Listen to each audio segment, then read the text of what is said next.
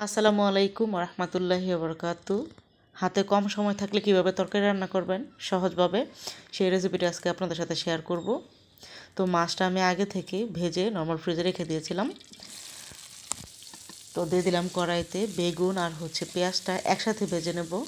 তো আগে থেকে বেগুনটা ভেজে নিলে কি অনেকটা সময় বেশি লাগতো, তো আমার হাতে অনেকটা সময় নেই, একেবারে সময় কম, সেজন্য আমি এরকম করে রান্না করতেছি।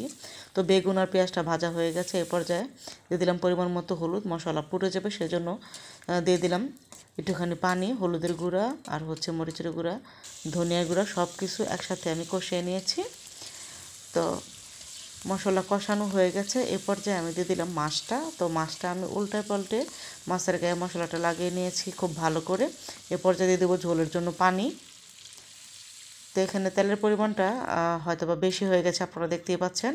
তো এটা আসলে বোতলের তেল না, এতটাও পাঙ্গাস মাছের যে তেলটা ছিল চবড়িটা, ওইটা আমি এখানে দিয়ে দিয়েছি। আর পাঙ্গাস মাছের যে কোনো মাছের তেল কিন্তু আমাদের শরীরের জন্য খুবই ভালো।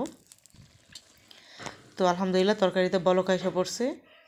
ঝোল আর তরকারি যখন সমান সমান হয়ে যাবে তখন আমি তরকারিটা উঠিয়ে নেব।